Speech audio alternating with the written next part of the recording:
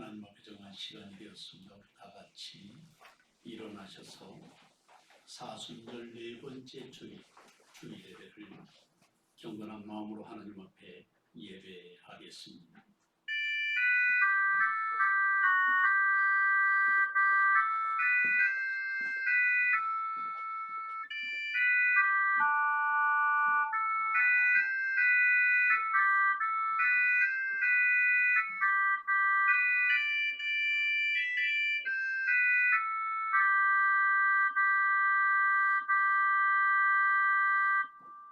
그러므로 형제들아, 내가 하나님의 모든 자비하심으로 너희를 권하노니 너희 몸을 하나님이 기뻐하시는 거룩한 산 제물로 드리라.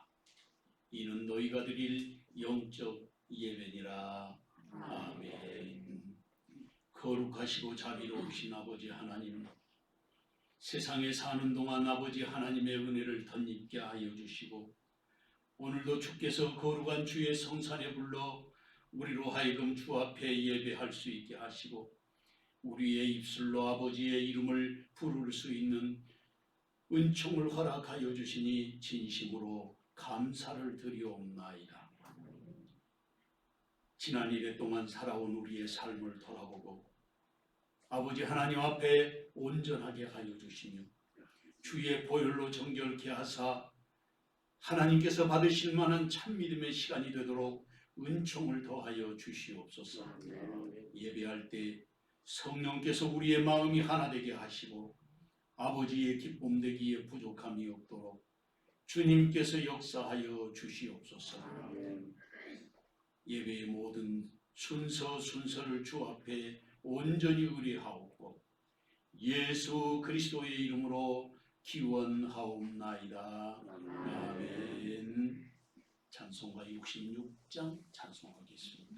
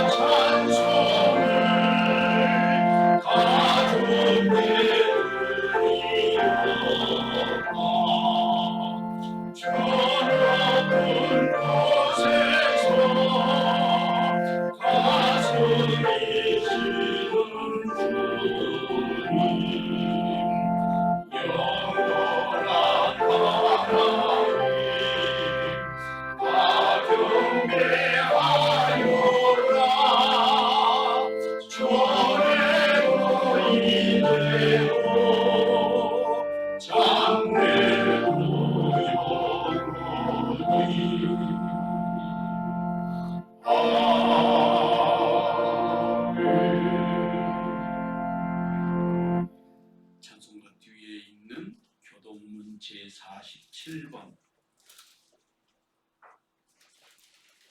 시편 105편 말씀 교독하겠습니다. 여호와께 감사하고 그의 이름을 불러 아뢰며 그가 하는 일을 만민 중에 알게 할지어다. 그의 인내하며 그를 찬양하며 그의 모든 귀한 일들을 말할지어다. 그의 거룩한 이름을 자랑하라. 여호와를 구하는 자들은 마음이 즐거울지로다. 여호와가 그의 이름을 구할지어다. 그의 얼굴을 항상 구할지어다. 그의 종 아브라함의 후손 곧 택하신 야곱의 자손, 너희는 그가 행하신 기적과 그의 이적과 그의 입의 판단을 기억할지어다. 그는 여호와 우리 하나님이시라. 그의 만난이 온 하나님이로다.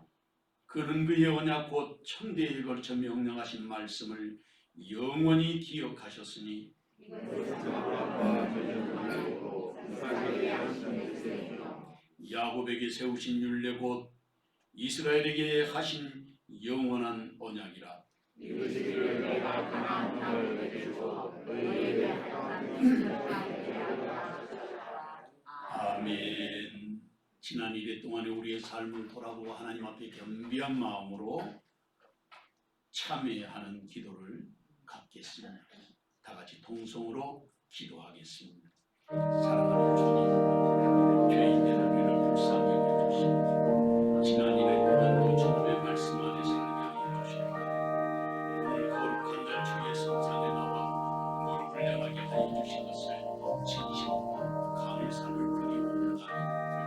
사하신 주를 주님께서 주신 참된 평안을 위로하는 주님이 하여 주시고 생명의 길을 막하게 하시고 우리의 삶에 귀하고 아름다운 길의 자리에 서서 우리 주께서 우리를 구하여 주옵소서. 예수님 이름으로. 내가 내 허물을 빽빽한 구름같이 내 죄를 안개같이 없이 하였으니 너는 내게로 돌아오라. 내가 너를 구속하였음이니라. 아멘. 나는 전능하신 아버지 하나님 천지의 창조주를 믿습니다. 나는 그의 유일하신 아들 우리 주 예수 그리스도를 믿습니다. 그는 성령으로 잉태되어 동정녀 마리아에게서 나시고 본디오 빌라도에게 고난을 받아 십자가에 못 박혀 죽으시고 장사된 지 사흘 만에 죽은 자 가운데서 다시 살아나셨으며 하늘에 오르셔 전능하신 아버지 하나님 우편에 앉아 계시다가 거기로부터 살아있는 자와 죽은 자를 심판하러 오십니다. 나는 성령을 믿으며 거룩한 공교회와 성도의 교제와 죄를 용서받는 것과 몸의 부활과 영생을 믿습니다. 아멘. 다 자리에 앉으셔서 찬송가 305장 찬송하겠습니다.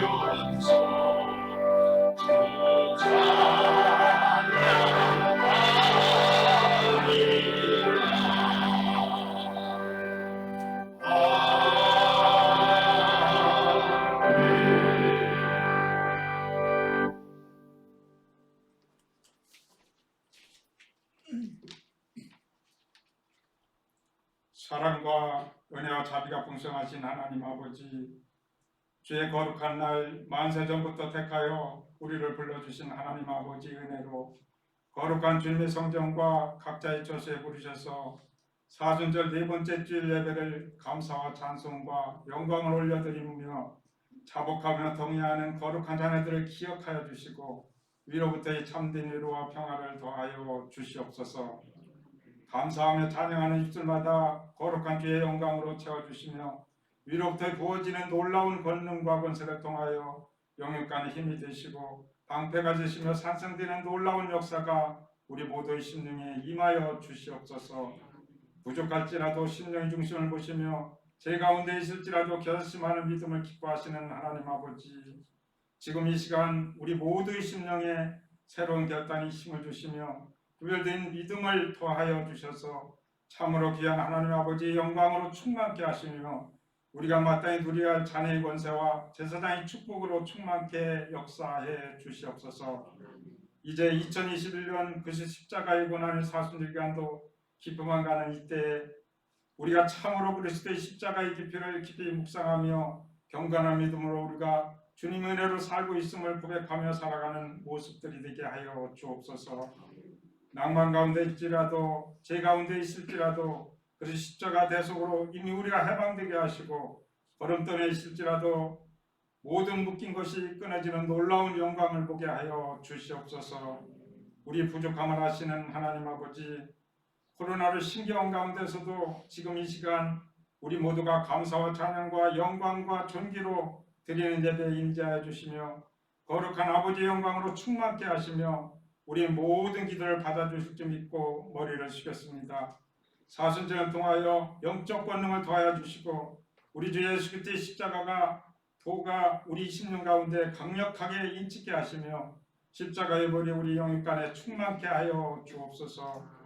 민족의 역사를 주관하시는 하나님 아버지, 우리 민족은 물론 전 세계로 광범위하게 번져 있는 코로나 팬데믹 시대에 두려움과 공포 속에 살아가고 있습니다. 우리는 아무것도 할 수 없는 무익한 존재이오니 우리 생명을 위협하고 삶을 어지럽히고 있는 코로나도 거두어 주시고 정상적인 생활과 모든 여건들이 이루어질 수 있도록 회복의 역사를 주옵소서. 세우신 교회에 역사하시는 하나님 아버지, 우리에게 세우신 각 기관과 일꾼들에게 지혜와 충성된 마음을 주셔서 열심을 주님을 섬기게 하시고 맡겨진 직분과 사명에 따라 서로 협력하여 선을 이루어가게 하옵소서. 특별히 새학기를 맞이했지만 감염병으로 인하여 정상적으로 등교하지 못하고 온라인 수업을 병행하고 있는 우리 자녀들이 있습니다. 원하기는 모든 일상이 하루속히 정상적으로 회복되어 우리 장래의 희망인 이들 위해 하늘이 신령한 복으로 채워주시고 황폐한 이 땅을 다니엘과 같은 뜻을 정한 믿음으로 회복케 하는 천국 일꾼들로 키우는 역사가 일어나게 하여 주시옵소서. 오늘도 말씀 선포를 해 단에 세우신 사자 목사님을 기억하시어 기름 부음을 충만케 하시고 계시의 영을 더하여 주사 듣는 이마다 아멘으로 화답하는 역사가 있게 하시며 아멘으로 화답하는 자마다 약속된 축복이 우리 모든 삶 속에 넘치는 은혜를 더하여 주시옵소서. 오늘도 주의 성수를 위하여 거룩한 성의로 주님을 만난 모든 성도가 성령으로 충만케 하시고 환에 있는 성도들이 나음을 받게 하시며 사순절의 고난과 훈련을 통하여 부활의 생명이 풍성한 믿음으로 변화되는 역사가 우리 삶 가운데 그리스도의 은혜와 영광이 넘치게 하여 주시옵소서. 특별히 한국교회 역사복음 프로젝트 사역부에 함께하여 주셔서 이 일을 통하여 선교의 모든 일들이 회복의 역사로 임재하실 수 있도록 인도하여 주시고 재조명될 수 있도록 이끌어 주시옵소서. 예배 함께 참여한 예수교회 고요한 장로님 붙들어 주셔서 경영하는 기업과 섬기는 교회에 성령님의 온전하심으로 충만케 역사해 주시옵소서. 예배를 위한 각 처소에 헌신하는 손기들을 기억하여 주시고 예비된 복락을 도와여 주시며 피곤한 육체 외에 참된 평화와 기쁨으로 충만케 하여 주시옵소서. 이 시간도 우리 모두가 드리는 예배와 찬양을 기쁘게 받아주실 줄 믿사오며 우리를 죄의 소구하여 주신 예수 그리스도의 이름으로 기도드리옵나이다. 아멘.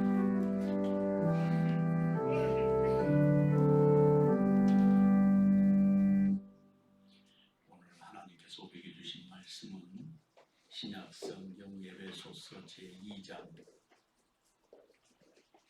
에베소서 제2장 1절에서 10절 말씀까지 공독해 드리겠습니다.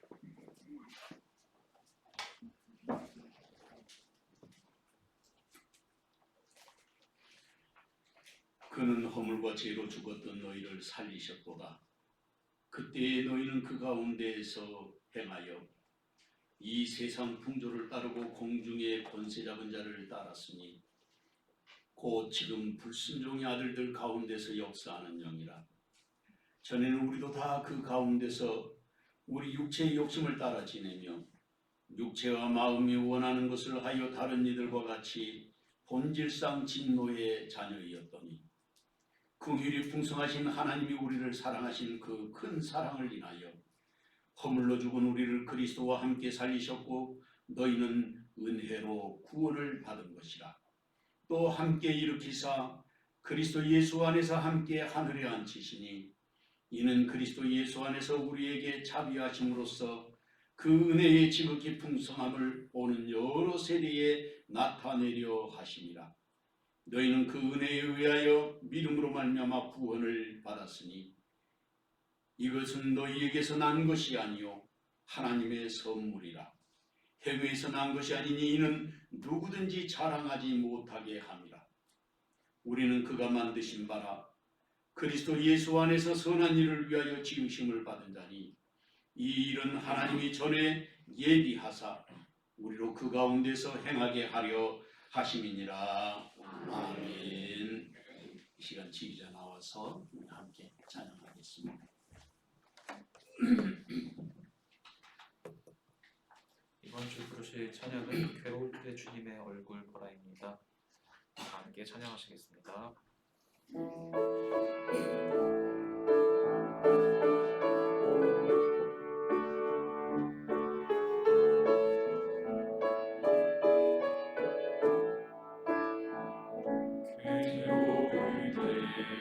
주님의 얼굴 보라 영광의 주님 바라보아라.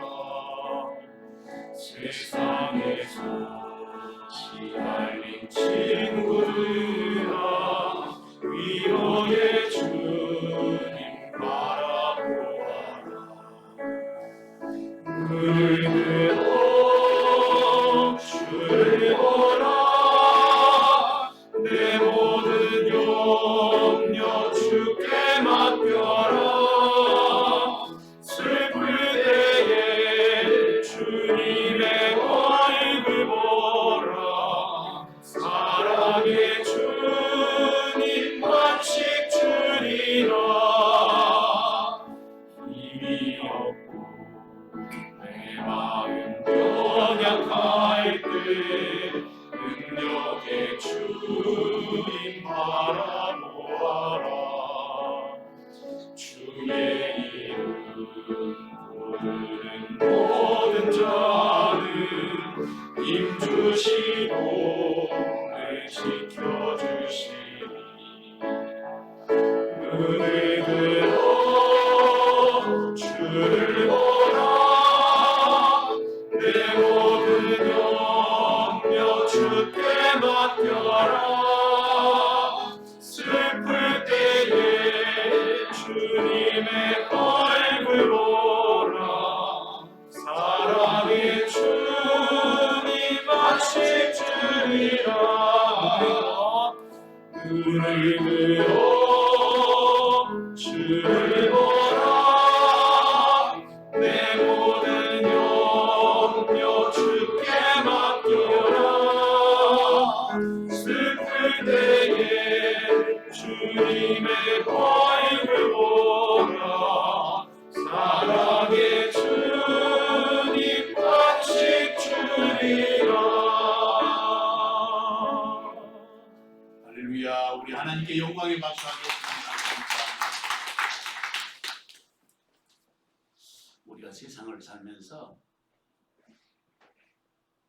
받을 수 있는 가장 큰 선물이 있다면 어떤 것이 가장 큰 선물이 되겠습니까? 어렸을 때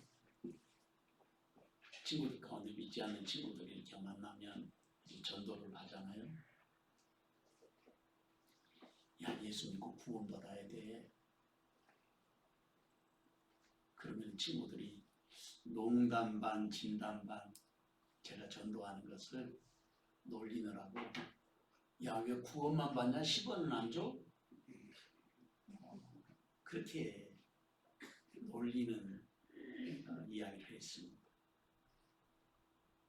왜 그렇게 말을 했을까?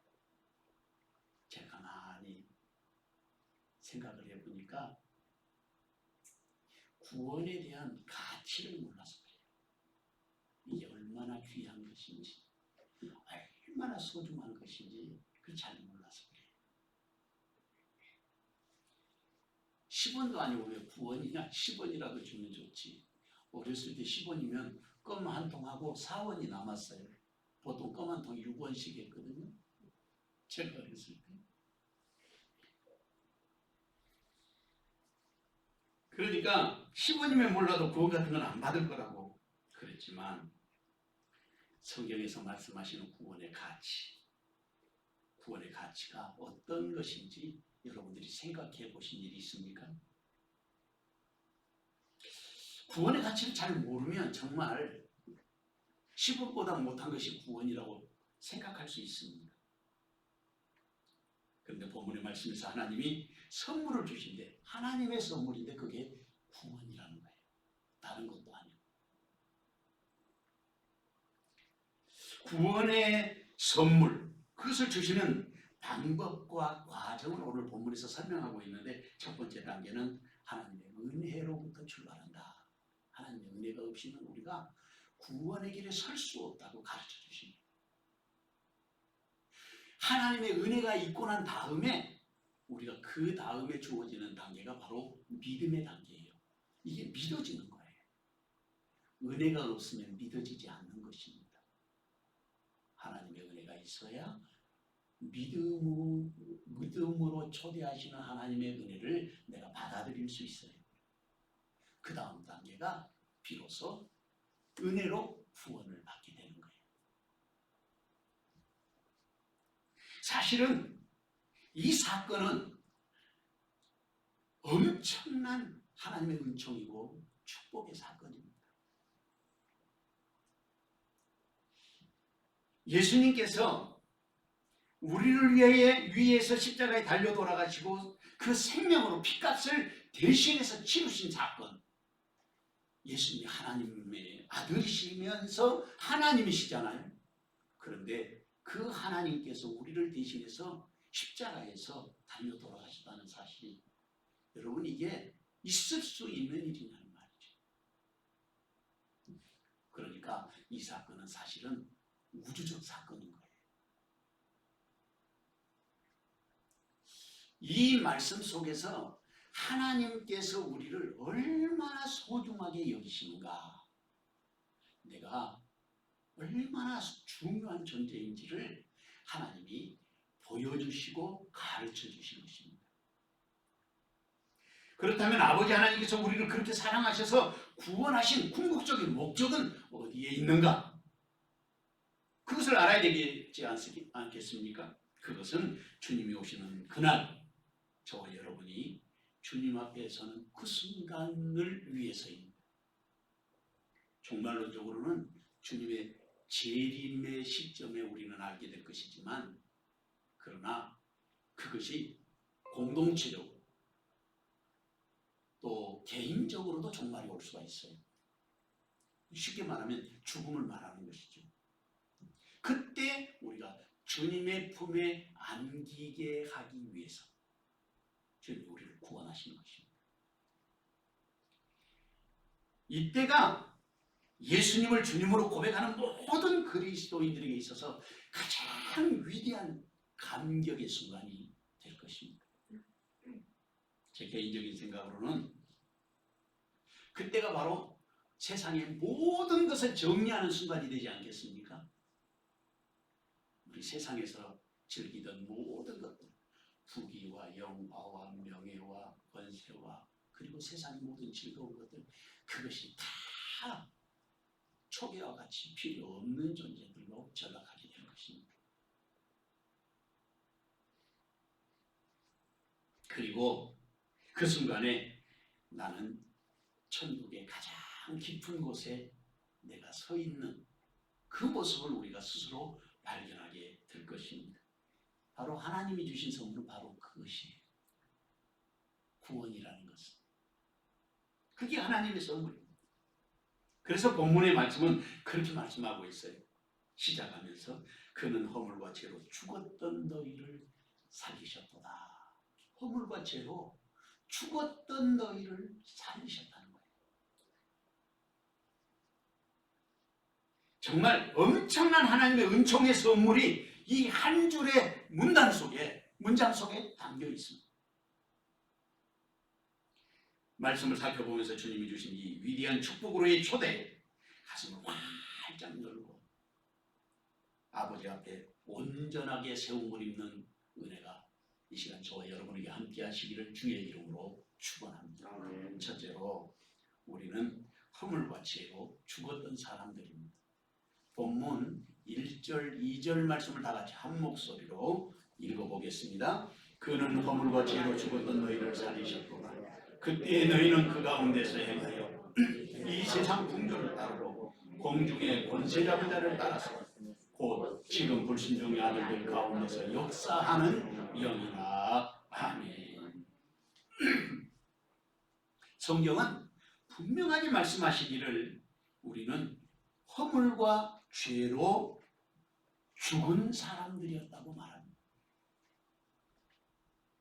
허물과 죄로 죽었다는 거예요. 그런데 그 허물과 죄로 죽은 우리를 예수님, 그분이 살리셨다고 말합니다. 그게 은혜로 말미암아 믿음을 갖게 되고 그 믿음으로 구원받은 자리에 들어선 사람을 말하는 것입니다. 그런데 여기서 허물이란 말은 죄를 나타내는 여러 단어 중에 하나인데 여기서는 파라토마신이라고 하는 그런 단어를 사용하고 있는데 치명적인 결과를 가져오는 고의적인 행동, 그것을 여기에서 허물이라 그렇게 말해요. 비유적으로 설명하면 다른 사람이 죄를 범하게 하는 것이 바로 허물이라고 가르쳐주고 있습니다. 그런 행동을 말하는 거예요. 그러니까 우리가 인간관계에 있어서도 늘 조심해야 되는 것이 나의 말이나 행동을 통해서 다른 사람이 죄를 범하게 되었을 때 그게 우리에게 허물이 된다는 것입니다. 그리고 그 허물은 마지막 최후 심판 때에 심판의 기준이 된다. 그 말은 다른 말로 하면 허물을 범하게 되면 영적으로 죽음 아래, 사망의 권세 아래에 놓이게 되는 것을 말하는 것입니다. 그리고 죄라는 것은 우리가 너무 잘 알지만 하마르티아라고 하는데 본래 의미는 화살을 쏘아가지고 화살이 관역을 맞추지 못하고 빗나간 것을 말하는 것입니다. 그러니까 우리가 어떤 목적을 위해서 일을 할 때 그 목적을 이루지 못한 것이 죄라는 거예요. 하나님의 뜻에 합당하게 살아가지 못하는 모든 것은 다 죄다. 그렇게 말하고 있습니다. 그래서 우리가 하나님의 법을 어기는 그것으로 인해서 죄에 놓이게 되는데 그것이 죄의 싹은 사망입니다. 그러니까 허물과 죄로 우리는 죽은 존재였다는 것입니다. 이 엄청난 죄악 가운데 있는 우리를 예수님께서 살려주셨다는 거예요. 예수님께서 살려주셨다는 말은 하나님의 그 위대하신 구원의 자리, 그곳으로 초대하여 주셨다는 것을 의미합니다. 그게 영원한 축복의 자리인 것이죠. 그런데 놀라운 사실은 본문 2절 말씀에 그렇게 허물과 죄로 죽은 사람의 그 영적인 위치, 그것을 설명해 주고 있습니다. 우리가 처한 영적인 현주소를 지적하고 있는데 그 말씀을 보면 그때에 너희가 그때라는 말은 허물과 죄로 죽어 있을 때 믿음으로 살지 못하고 있을 때에 어떤 위치에 놓여 있는가를 말하고 있는데 본문에서 그 가운데서 행하여 이 세상 풍조를 따르고 공중권세 잡은 자를 따랐으니 곧 지금 불순종의 아들들 가운데서 역사하는 영이라. 악한 영들의 지배 아래에 있었다는 것입니다. 그런데 더 놀라운 사실은 악한 영들의 지배 아래에 있으면서도 그것을 미처 알지도 못하고 깨닫지 못하고 살아가게 되는 것입니다. 여기에 그때라는 말은 언제를 말하는 것이냐면 구체적으로 예수를 믿기 전에 구원받지 못하고 살아가는 사람들의 그 상태를 말하는데 허물과 죄로 죽었던 자리, 그 자리를 말하는 것입니다. 그것을 불순종의 아들들 가운데서 역사하는 영을 따라 살았다, 이렇게 설명하고 있어요. 말씀을 준비하면서 그런 생각이 들었는데 제가 유치부 때부터 교회를 출입하며 신앙생활을 했으니까 이제 60년도 이제 60년이 넘은 것 같아요. 그런데 제가 중학교, 고등학교를 졸업하고 영적인 은혜를 경험한 그때 시점부터 집에 와서 눈을 감고 다 기도를 하면 우리 집이 절반으로 다 나눠져 있는데 한쪽은 깜깜한 흑암이에요. 한쪽. 그리고 한쪽은 환한 빛이. 하나님이 깨달음을 주셨어요. 우리 집이 예수 믿는 사람이 저하고 내 동생들하고 할아버지, 할머니, 아버지, 어머니 다 예수를 안 믿으시니까 그때는 영적인 전쟁이 그렇게 가로막혀 있던 그런 그 환상이 저한테 늘 보였어요. 기도할 때마다. 물론 그 뒤에 많은 영적인 싸움을 해왔지만 그러니까 우리가 예수를 믿어도 정말 주님 앞에 완전하게 우리가 헌신되지 않으면 영적인 전쟁을 수도 없이 치르고 그리고 믿음 안에 살면서도 우리는 영적 전쟁을 절대로 벗어날 수 없어요. 그것을 극복해 나가는 길 이외에는 없는 것입니다. 여기에 불순종의 아들들 가운데서 역사하는 영이 있다 그랬는데 그걸 우리가 뚫고 나가야 되는데 누구의 힘으로 뚫고 나갈 수 있느냐면 바로 예수님을 통해서만 이길 수 있는 거예요. 예수님을 통해서. 그래서 여기에 몇 가지를 이야기하고 있는데 첫째로는 우리가 이 세상 풍조를 따라서 살았다. 세상 풍조를 따라서 살았다는 거예요. 세상 풍조라는 말, 풍조, 바람 풍자에다가 조수, 썰물과 밀물의 그 조수의 조자거든요. 풍조, 바람에 의해서 물결이 흐르는 것을 풍조라 그러는데 그것은 예로 들어서 그렇게 말하는 것이죠. 이 세상 풍진 세상이 바다와 같다, 하여와 같다 그렇게 말하잖아요. 그러는 것처럼 풍조, 세상 풍조라는 것은 세상에 흐르는 시대적인 상황들을 말하는 것입니다. 그 세상 풍조를 따라 살아가는 오늘날 교회도 그렇고 많은 사람들이 그렇게 살아가요.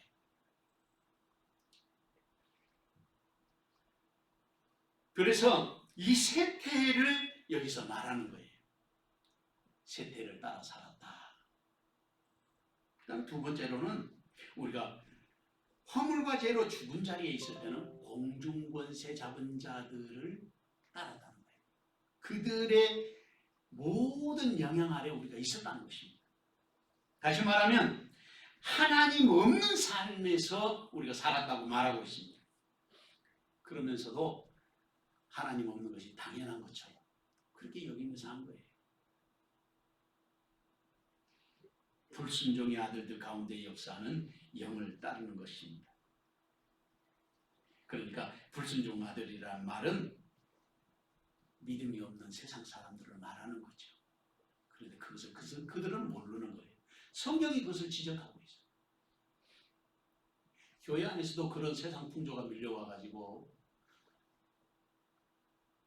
주의 종들이 설교할 때 십자가를 이야기한다든지 회개하고 부활과 천국과 지옥에 대해서 이야기하고 예수님의 재림에 대해서 이야기하면 진부한 이야기를 한다고 생각을 해요. 아니 성경 안에 축복의 말씀도 얼마나 많은데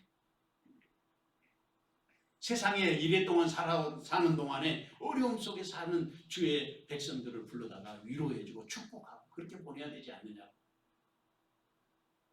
그런 말들을 합니다. 로마서 12장 2절 말씀을 보면 바울 사도를 통해서 주님이 그렇게 말씀하시죠. 너희는 이 세대를 본받지 말고 오직 마음을 새롭게 함으로 변화를 받아서 하나님의 선하시고 기뻐하시고 온전하신 뜻이 무엇인지 분별을 하도록 하라고 말하고 있습니다. 사랑하는 성도 여러분, 성경은 우리에게 분명하게 가르치고 있습니다. 그리스도인이라면 이 세상의 세대를 본받지 말라 하는 것입니다. 중요한 것은 첫째, 마음을 새롭게 하고 둘째, 변화를 받고 셋째, 하나님의 선하시고 기뻐하시고 온전하신 뜻이 무엇인지 분별하는 지혜를 가진 사람이 되어야 한다는 거예요.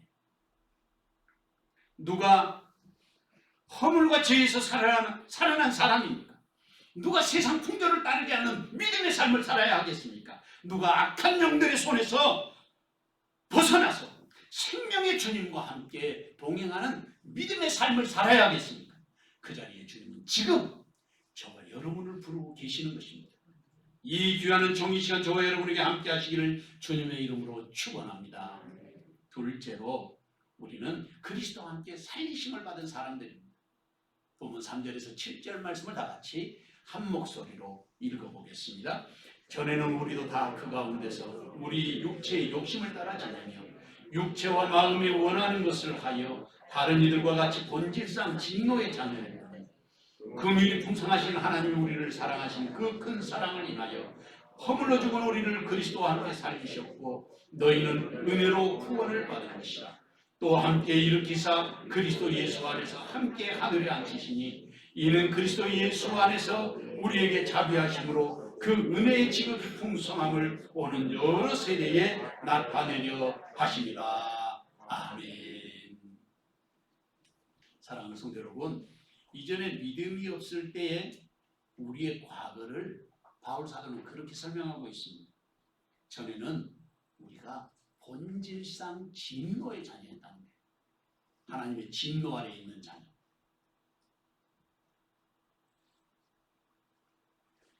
다시 말하면 허물과 죄로 죽었던 자들이라는 말입니다. 그렇게 본질상 진노의 자녀로서의 삶을 본문은 그렇게 말하고 있는데 첫째, 우리가 다 그 가운데 있었다 그랬어요. 다 그 가운데 있었다는 거예요. 이 말은 악한 영의 지배 아래 있었다 그런 말씀입니다.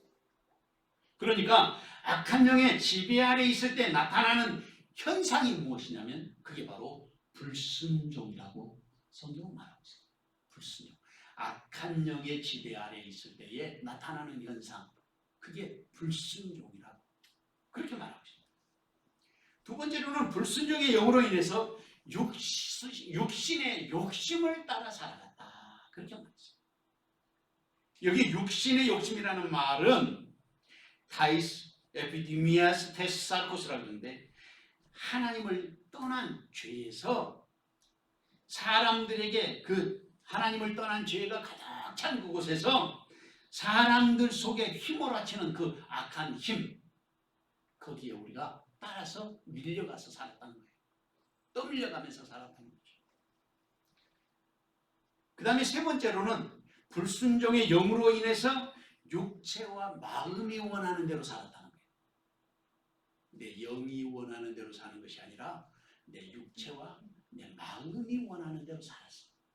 그게 오늘 본문에서 지금 이야기하는 것입니다. 여기서 말씀하고 있는 육체와 마음은 인간의 죄성과 인간의 유한성, 그걸 말하는 거예요. 그리고 하나님을 알지 못하는 무지, 하나님을 모르는 무지를 나타내는 말이 바로 이 말씀입니다. 그런 것으로 인해서 우리가 믿지 않는 모든 세상 사람들과 함께 본질상 진노의 자녀였다. 우리들이. 근데 거기서 우리를 구원해 주셨어요. 그러니까 얼마나 감사한 일인지 모르는 그 말이죠. 그런데 본문 4절 말씀에 보면 4절 이하에서 긍휼이 풍성하신 하나님이 우리를 사랑하신 그 큰 사랑을 인하여 허물로 죽은 우리를 그리스도와 함께 살리셨고 너희는 은혜로 구원을 받은 것이라. 또 함께 일으키사 그리스도 예수 안에서 함께 하늘에 앉히신 이는 그리스도 예수 안에서 우리에게 자비하심으로써 그 은혜의 지극히 풍성함을 오는 여러 세대에 나타내려 하심이라.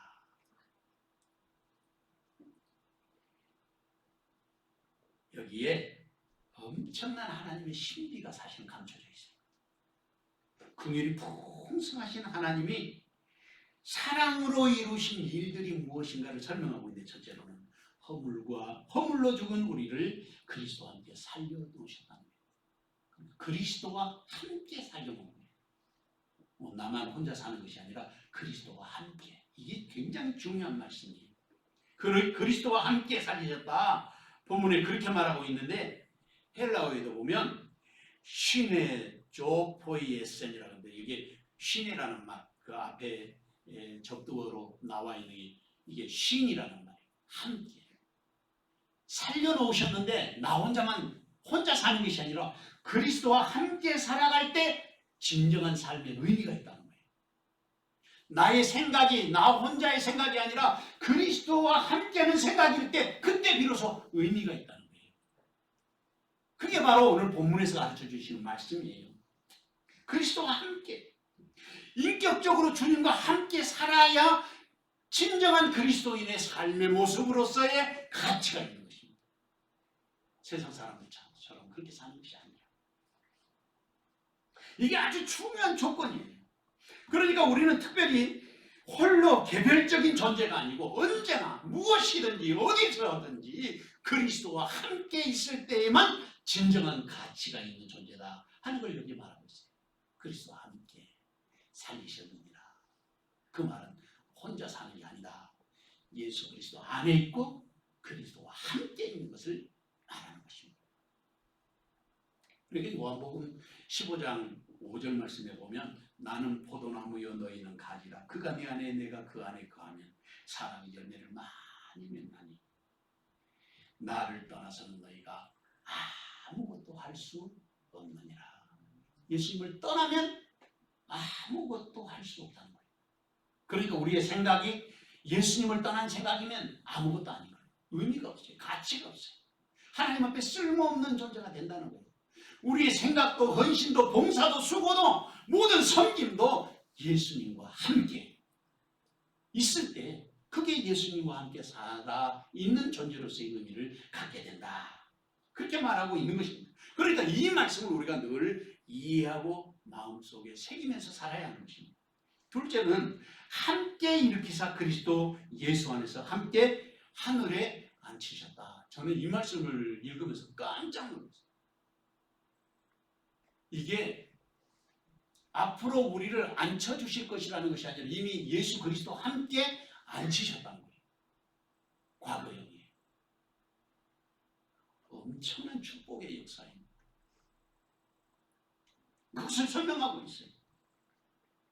그러니까 이 엄청난 하나님의 은총이 선포되고 있는 것인데, 그래서 우리는 감사하고 또 감사하고 감사할 수밖에 없는 삶을 살아야 하는 것입니다. 예수님 안에서 지금은 보잘것없는 존재 같지만 우리의 존재 자체가 천사도 흠모하는 위대한 역사를 기대하고 있는 그런 믿음의 사람들이라는 사실을 알아야 하겠습니다. 정말 신기하고도 놀랍지 않습니까?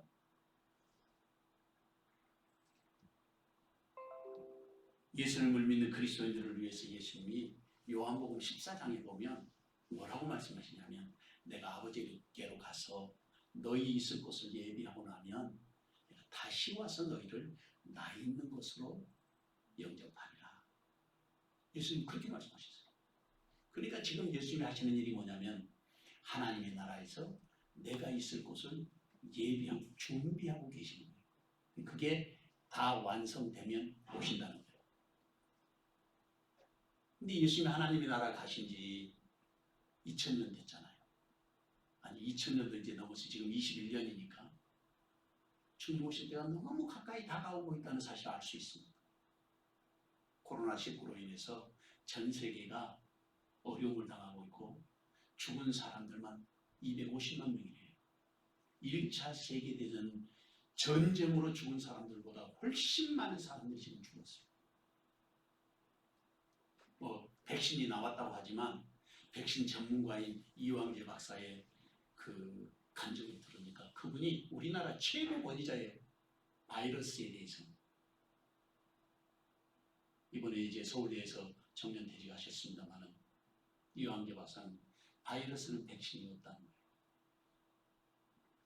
왜냐하면 계속해서 변형되니까. 감기도 감기 치료제는 없는 거예요. 그걸 억제하는 억제제만 있어요. 열나면 해열제 먹고, 몸살 나면 이 진통제 먹고, 그리고 그걸 견디는 거예요. 이길 때까지. 그거 외에는 방법이 없다는 것입니다. 그런데 코로나19도 똑같다는 거예요. 바이러스니까. 제가 생각해 보니까 최고의 백신이 뭐냐? 마스크예요. 마스크. 마스크 쓰고.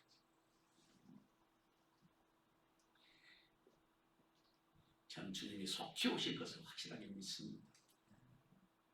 그 다음에 세 번째가 더 중요해요. 세 번째는 본문이 그렇게 말하고 있어요. 이것이 그리스도 안에, 그리스도 예수 안에서 우리에게 자비하심으로써 그 은혜의 지극히 풍성함을 여러 세대에, 한 세대만 나타나는 게 여러 세대에 나타내려 하십니다. 그렇게 말하고 있어요. 하나님께서 구원의 계획을 이 은혜의 지극히 풍성함을 말씀하신다고 그랬어요. 은혜의 풍성함이라는 게 이게 원어에 보니까 이 은혜의 풍성함이라는 뜻이 무슨 뜻이냐면요. 파도가 막 덮쳐오잖아요. 확 한번 덮쳤어. 바닷가에서 파도에 이렇게 덮쳐본 일이 있죠. 근데 또 덮쳐왔어요. 그럼 물 먹잖아요. 그런데 물 먹었는데 또 덮쳐와. 계속 덮쳐오는 거예요. 하나님의 풍성함은 그런 풍성함이라는 거예요. 우리가 감당할 수 없을 만큼 덮치고 또 덮치고 또 덮쳐오는 그런 엄청난 하나님의 은총이 우리에게 밀려오는 것을 말하는 거예요. 그 하나님의 은총을 사람들에게 너희가 나타내라. 보여주는 거예요. 그게 이 말씀이에요. 하나님의 풍성하심을 여러 세대에 나타내려 하십니다. 근데 이 말을 다른 말로 표현하면 아주 간단해요. 그게 전도예요. 그런데 그 전도를 삶으로, 우리의 몸으로 사람들에게 표현하고 가르쳐줘야 됩니다. 이 풍성한 은혜를 그들도 우리와 함께 초대받아야 되지 않겠어요? 이 엄청난 하나님의 은총에 우리가 함께 참여해야 되지 않겠습니까? 그런데 그 자리에 참여하지 못한다면 영원한 저주를 받게 되는 거예요. 요즘에 국가적으로 어려움을 당하고 자살하는 사람들이 너무 많아요. 유능한 인재들인데도 왜 자살을 할까? 하나님의 나라를 몰라서 그래요. 아니, 하나님의 나라를 모르는 것이 아니라 하나님의 진노의 자리인 지옥, 그것을 몰라서 그래요. 다시는 가면 안 되는 것, 생각해서도 안 되는 것, 그것으로 가게 돼요. 우리의 생명이 얼마나 소중한 생명인지 모릅니다. 북한에서 오신 분들이 그런 이야기 하는 걸 제가 들었어요. 요즘에 유튜브도 많이 있고 텔레비전에서도 많이 나오는데 그분들이 북한에서 살다가 대한민국에 딱 들어와요. 생활을 하면 꼭 그 다른 완전히 별천지 같은 세상에 자기가 와 있다는 사실을 느끼게 된다고. 그런데 그것과는 비교할 수 없는 하나님의 풍성하신 나라가 바로 저와 여러분을 위해서 준비되고 있는 거예요. 그러니 감사해야 되지 않겠어요? 베드로전서 1장 12절 말씀에 보면 이 섬긴 바가 자기를 위한 것이 아니요 너희를 위한 것임이 계시로 알게 되었습니다. 이것은 하늘로부터 보내신 성령을 힘입어 복음을 전하는 자들로 이제 너희에게 알린 것이요 천사들도 살펴보기를 원한 것이요. 천사들도 그걸 보고 싶어. 하나님이 우리를 위해서 준비하신 그 놀라운 은혜의 그 자리에 천사들도 궁금해하시나. 그게 성경에 나와 있어요. 사랑하는 성도 여러분, 아버지 하나님 우리를 그리스도 예수 안에서 다시 살리셨습니다. 그리고 이 엄청난 은총의 자리를 초대하고 계십니다. 누가 그리스도 안에 살리심을 받은 사람입니까? 누가 주님과 함께 하늘에 초대받아서 주님과 함께 하늘에 앉은 사람입니까? 누가 풍성한 은혜에 참여하는 감격을 전하는 사람이 되어야겠습니다. 그 자리에 주님은 지금 저와 여러분이 서 있기를 원하시는 것입니다. 이 귀한 종이 시간 저와 여러분에게 함께 하시기를 주님의 이름으로 축원합니다. 셋째로 우리는 선한 일을 위하여 지으심을 받은 사람들입니다. 본문 8절에서 10절 말씀을 다 같이 한 목소리로 읽어보겠습니다. 너희는 그 은혜에 의하여 믿음으로 말미암아 구원을 받았으니 이것은 너희에게서 난 것이 아니요 하나님의 선물이라. 행위에서 난 것이 아니니 이는 누구든지 자랑하지 못하게 합니다. 우리는 그가 만드신 바라 그리스도 예수 안에서 선한 일을 위하여 지으심을 받은 자니 이 일은 하나님이 전에 예비하사 우리로 그 가운데서 행하게 하려 하시니라. 아멘. 본문의 말씀에서 우리가 구원받은 것은 하나님의 은혜에 의해서 믿음으로 말미암아 구원을 받았다는 거예요. 그 구원은 전적인 하나님의 은혜로 우리가 받는 거예요. 그러니까 우리의 구원은 하나님의 은혜로부터 출발하고 있습니다. 하나님의 은혜가 아니면 우리가 믿음을 가질 수도 없고 하나님의 은혜가 아니면 우리는 구원의 자리에 설 수 없는 것입니다. 그래서 하나님이 우리에게 은혜를 주셨다는 것입니다. 그리고 구원이 우리에게서 난 것이 아니라 하나님으로부터 주셨다, 주어졌다 그렇게 말하고 있습니다. 본문 10절 말씀을 보면 우리는 그가 만드신 바라 그리스도 예수 안에서 선한 일을 위하여 지으심을 받은 자니 이 일은 하나님이 전에 예비하사 우리로 그 가운데서 행하게 하려 하십니다. 구원하신 목적을 여기다가 서술해 놨어요. 하나님께서 우리로 하여금 구원하셨는데 그 구원을 우리가 자랑할 수 있는 것이 아니라 철저하게 하나님으로부터 하는 거예요. 우리가 어떤 훌륭한 일을 해야 구원받는 게 아니라 구원은 예수 그리스도의 보혈로만 구원을 얻는 것입니다.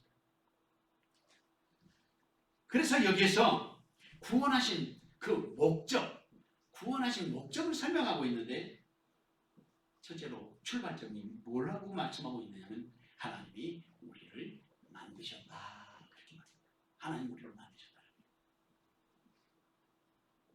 좀 더 쉽게 말하면 하나님이 창조자가 되시고 우리는 피조물이다. 그런데 보통 피조물이 아닌 거예요. 하나님이 만드셨는데 이 피조물이 걸작 중에 걸작이에요. 우리가. 저를 한번 따라해 보세요. 나는 하나님의 걸작품이다. 나는 하나님의 걸작품. 그게 어디에 있는 제가 우리가 예수를 믿고 말씀을 많이 읽어도 말씀이 가슴에 탁 꽂혀오는 때가 있잖아요. 우연한교회에 시편 49편 7절 8절이 있다. 깜짝 놀란 거예요. 이야 이런 말씀이 있구나. 우리 한번 찾아 읽어볼까요? 시편 49편 7절 8절.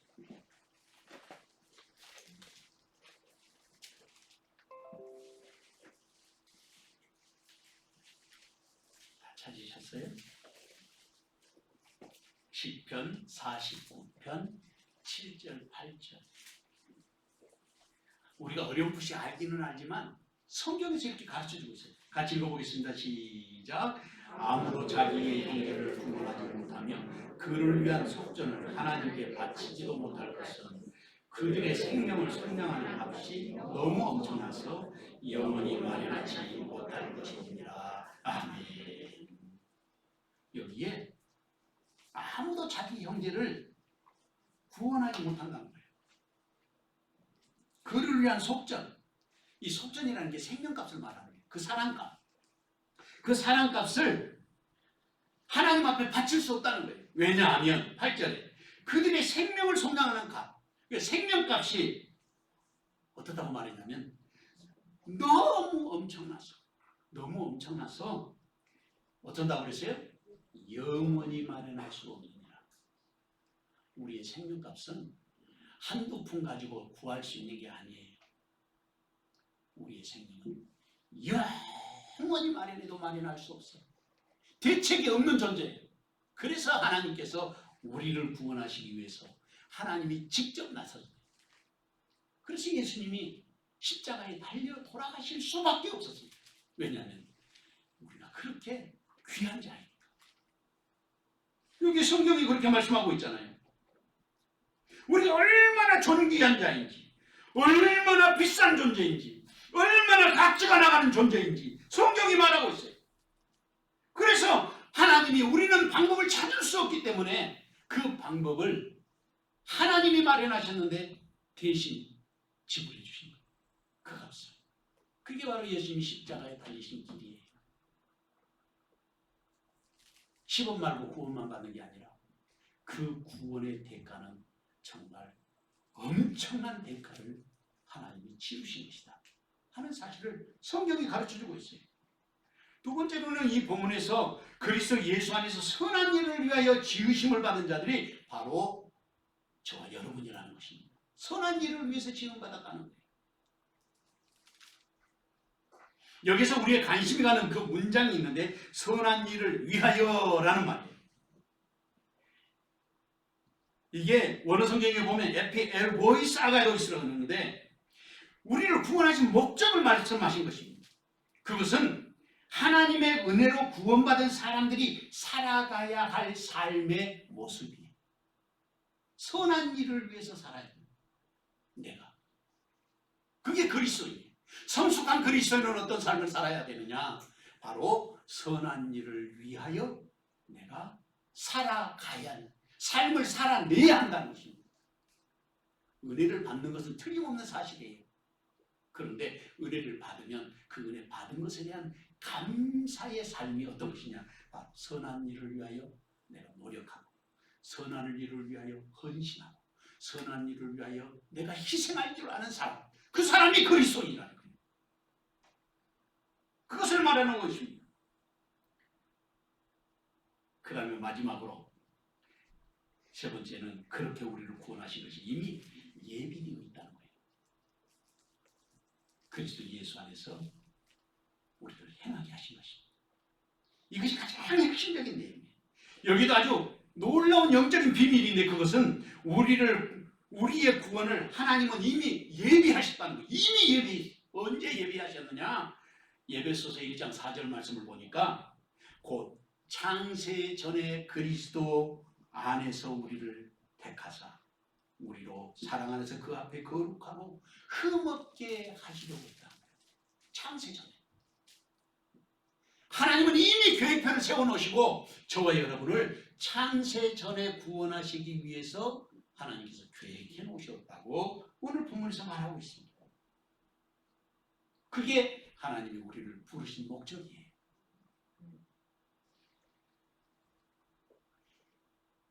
그러니까 정말 그리스도인이라면 그렇게 예수님 안에서 선한 일을 하고 그렇게 예수님 안에서 헌신하면서 희생할 줄 아는 그런 믿음의 삶을 살아가야 한다는 것입니다. 혹시 철인 7호점이라는 이야기 들어보셨어요? 요 근래에 인터넷에 아주 많이 알려진 이야기입니다. 철인 7호점이라고 하는 치킨집 그 프랜차이즈인데 홍대 예, 철인 7호점이라는 게 있답니다. 뭐 BBQ 뭐 이런 치킨집처럼 철인 7호점이라는 게 있대요. 근데 그게 전국에 있는데 홍대에 있는 그 치킨집에 하나는 고등학교 정도 다닐 만한 아이하고 초등학교 다닐 만한 그런 아이가 둘이 찾아왔어요. 근데 밖에서 들어오지도 못하고 쭈뼛쭈뼛 서 있어요. 홍대점 주인이 눈치를 채고 아이를 불렀어요. 그랬더니 큰 놈이 손에 5,000원짜리를 쥐고 있는 거예요. 치킨이 5,000원 갖고 사 먹을 수 없잖아요. 이 아이가 들어와가지고 5,000원어치 치킨 달라고. 그러니까 걱정하지 말고 들어오라고 해가지고 이 두 녀석을 마음껏 먹도록 치킨을 양껏 대접을 했다고 합니다. 그런 돈을 안 받았어요. 그리고 이 치킨집 주인이 배가 고프면 아니 치킨이 먹고 싶으면 언제든지 와라. 내가 치킨을 주마. 그렇게 이야기했어요. 그런데 이제 형은 조금 철이 들어가지고 엄마 아빠는 일찍 돌아가시고 할머니하고 사는데 가장 역할을 하면서 이 애가 돈을 아르바이트해서 벌어서 이제 먹고 사는데 요즘에 이제 코로나 시대라 그 알바도 제대로 못하고 사는 거예요. 그 어려움을 당하는데 철이 들어오니까 오라고 공짜로 이것을 대접하겠다 해도 큰 놈은 안 갔어요. 그래 동생 보고도 가지 마라 그랬어요. 그런데 동생은 초등학생이라 이 녀석이 먹고 싶잖아요. 그리고 사장님이 오라고 했잖아요.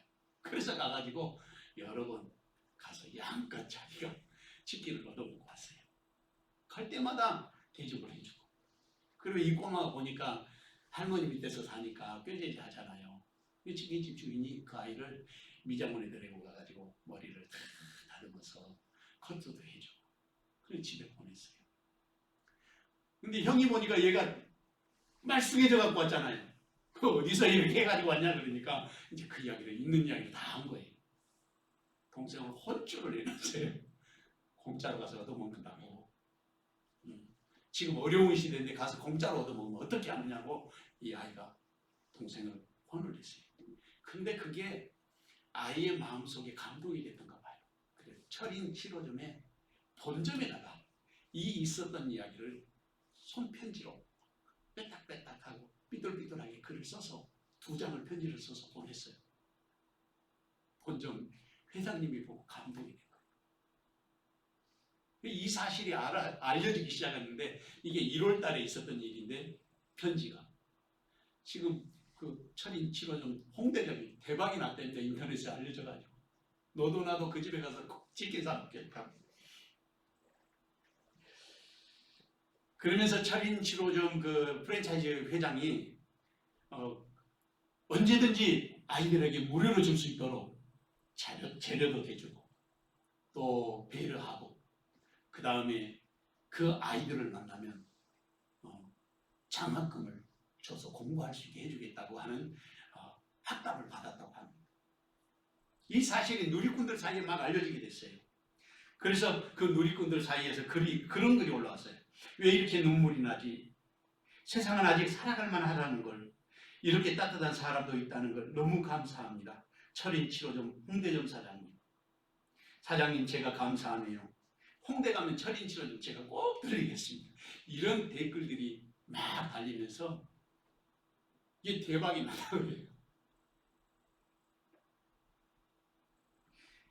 이 선행이 사람들에게 알려지기 시작한 후 사람들이 말하기를 그래도 우리가 살아가는 세상이 아직은 살만한 세상이라고 그렇게 말하고 있습니다.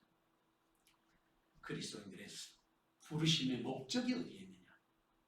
아직은 살만한 세상이라고 사람들이 말할 수 있도록 우리가 그렇게 살아야 하지 않겠습니까?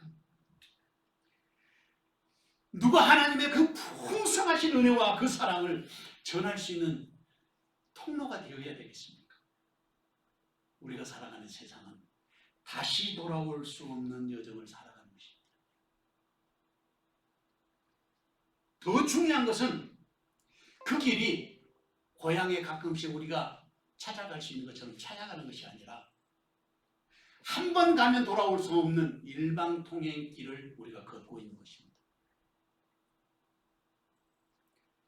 그래서 우리의 삶은 천국을 준비하고 예비하는 삶을 살아야 하는 것입니다.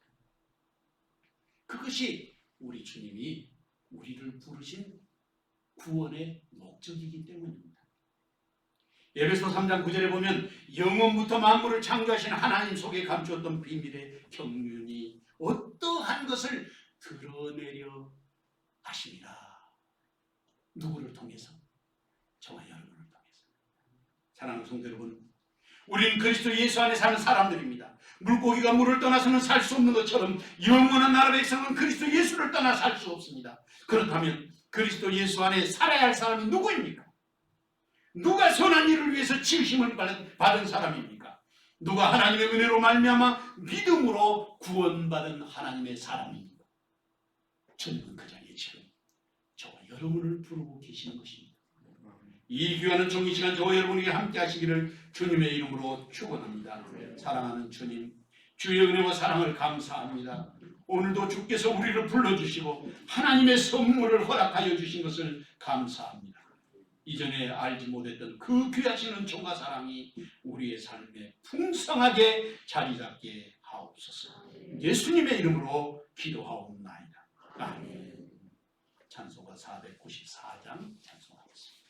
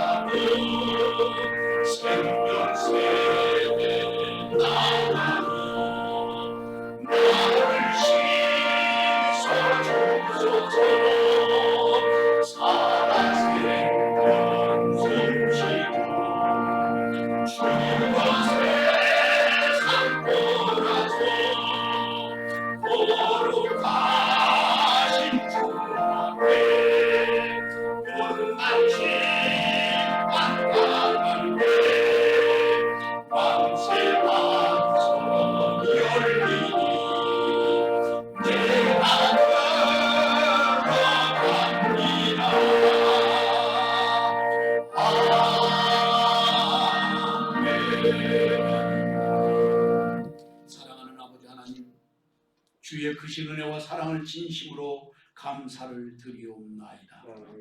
하나님의 선물의 의미와 그 가치의 엄청난 신비가 우리에게 열려진 날 되게 하셨사오니 우리의 삶 속에 아버지 함께서 하나님께서 함께 하시는 은총을 누리며 살게 하옵소서. 주신 은혜를 감사하여 우리의 마음을 다하여 귀한 예물을 드렸습니다. 십의 하나와 감사의 예물, 성경금과 건축헌금, 주일헌금과 또한 주님 앞에 드려지는 모든 낙헌 예물들을 두 손 들어 축복하오니 하늘로부터 강복하여 주사 아버지께 영광되게 하여 주시고 또한 주님이 허락하여 주신 우리의 삶에는 30배, 60배, 100배의 결실을 얻어 주께 마음껏 충성하고 헌신되게 하옵소서. 우리의 자녀들을 축복하오니 주님 기뻐하여 주시고 시대와 역사에 꼭 필요한 주님의 일꾼들이 되게 하여 주시옵소서. 예수님의 이름으로 기도하옵나이다. 아멘.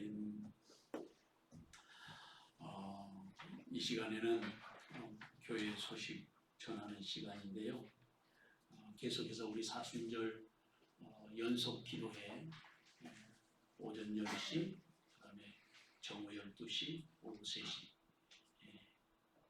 교회에 나오실 수 없는 입장에 계시는 분들은 그 시간 꼭 기억하고 기도해 주시고 될 수 있으면 오셔서 교회에서 여러분들이 기도해 주시면 감사하겠습니다. 그리고 우리 최경식 원사님이 재능기부를 하시겠다고 재작년부터 이야기하셨는데 그 전동 그 컴퓨터 미싱하고 그다음에 오바로크 하는 미싱하고 미싱 2대를 지금 가져오셨어요. 그래서 앞으로 필요하신 분들 우리 권사님에게 부탁하시면 이제 또 여러 가지 수산하는 일이라든지 이런 것들을 재능으로 기부해 주시겠다고 합니다. 그러니까 여러분들이 기억하셨다가 주변에 안 믿는 사람들 전도할 수 있는 기회도 될 수 있도록 같이 그런 걸 가져오려면 내가 가져오면 안 되고 그 사람이 오게 해야지 교회를 오죠. 그래서 옥상방에다가 설치해 놨습니다. 여러분들이 많이 이용해 주시면 권사님도 보람있게 일하고 또 주님을 위해서 우리 온 성도들이 함께 도구돼서 쓸 수 있게 되겠습니다. 그리고 오늘은 이제 우리 교회 세영교회 목사로서 제가 이 일을 하려는 게 아니고 사실은 교수님들 다 모여 계시는 데서 해야 되는데 또 지금 한국교회 역사복원 연구회의 논문 2집이 이제 4월 말이나 5월 초쯤 이제 발간이 됩니다. 지금 이제 논문은 사실 작년에 다 끝났는데 정리하고 준비하느라고 그래서 이제 교수님들 연구비도 다 지불했고 또 발간할 수 있는 그런 재정도 마련이 돼서 저희들이 5월달, 4월 말이나 5월달쯤에 2집이 이제 발간이 되는데 참 하나님께서 기적같이 일을 이루어 가시는데 그 중에 이제 정기적으로 후원하시고 있는 우리 후원이사 중에 한 분이 우리 예성교회 고이한 장로님이신데 이번에 또 큰 돈을 후원해 주셨어요.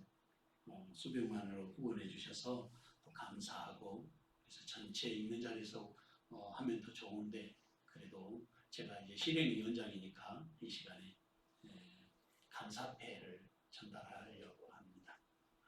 고이한 장로님 앞으로 나오시고 우리 사무총장인 장재환 박사님 모셨습니다. 장로님 이리로 나오시죠.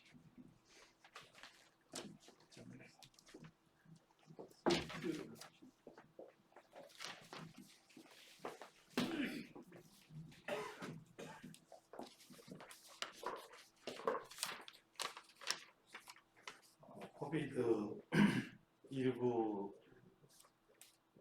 어려운 과정에서 특별히 고현 장로님께 감사패를 드릴 수 있도록 우리 세영교회 담임 목사님과 당회원, 교우도 함께 예배하는 데서 시간을 갖게 돼서 감사드립니다. 감사패 한국교회 역사복원연구회 후원이사 고이한 장로.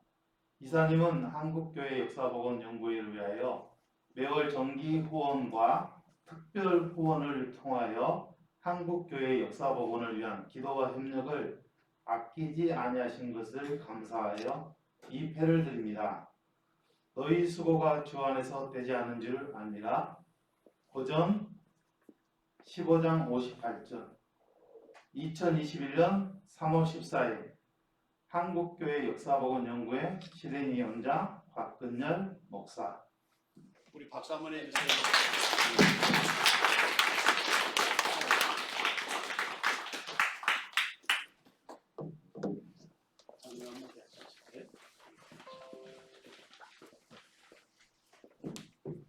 장로님 한번 말씀 한마디 해주시겠습니다.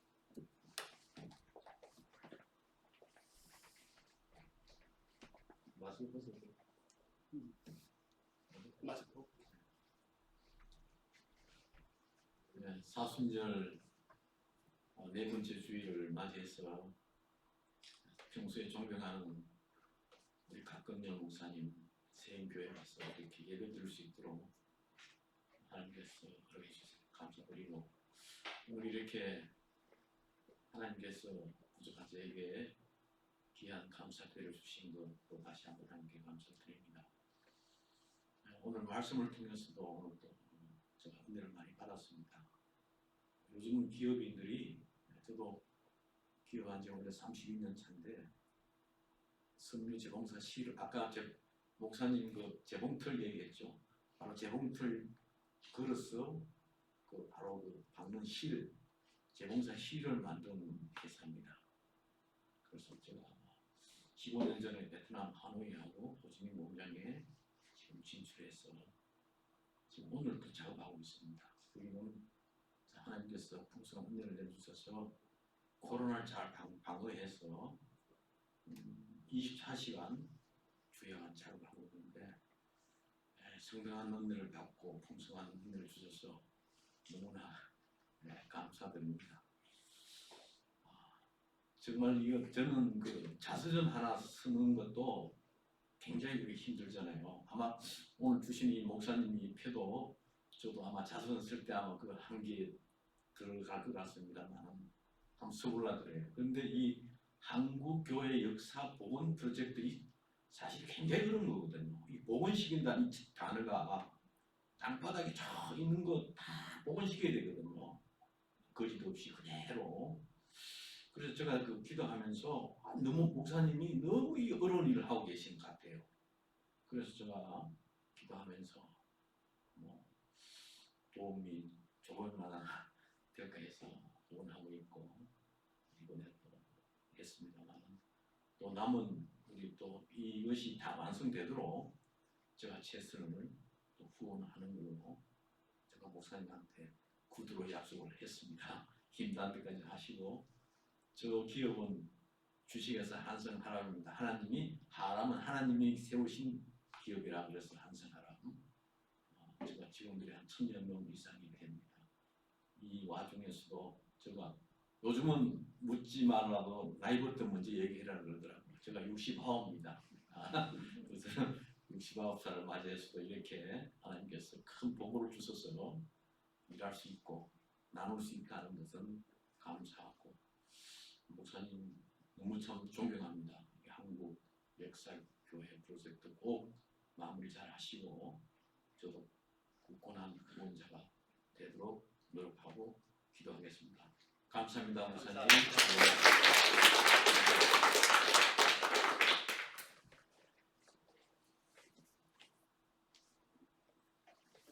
감사합니다. 우리 장로님이 크게 일을 하고 계시고, 지금 말씀하신 것처럼 그 사업을 하시는데 우리나라에서 제일 큰 그 사업체가 아닐까 싶습니다. 해외에도 지금 하고 계시고, 그리고 또 오늘 너무 감사한 일인데 그동안에 눈물로 기도하고 새벽마다 나와서 기도하고 소원으로 좋은 신부감 보내주시고 좋은 며느리 들어왔으면 좋겠다 그렇게 기도하시던 우리 유순희 권사님, 이정혁 집사님 가정에 기쁜 소식이 전해왔습니다. 편지로 온 게 아니고 사람이 둘이 왔어요. 우리 기태기하고 우리 신부감 우리 서영은 잠깐 일어서시죠. 인사 한번 오셨으니까 오늘 저한테 인사하러 왔어요. 우리 성도들에게도 인사. 차렷 인사. 기도 한번 하겠습니다. 사랑하는 주님, 주께서 우리 이종혁 집사님 그리고 유순희 권사님 사랑하는 아들 눈물로 기도하며 아버지 하나님 앞에 드려왔던 험한 세월들 주님이 기억하여 주시고, 사랑하는 아들 기태기와 또 귀한 며느리감 우리 서영란 자매를 축복하오니 일생을 사는 동안 아버지의 기쁨 되게 하시고 또 양가 어른들에게 자랑이 되게 하옵소서. 주님의 교회도 꼭 필요한 일꾼 되어 가정이 복되고 형통하며 하나님 주신 은혜와 사랑으로 충만한 믿음의 가정, 아름다운 가정을 이루게 하옵소서. 예수님의 이름으로 기도하옵나이다. 아멘. 찬송 다 같이 일어나셔서 1장 부르시고 축도하겠습니다.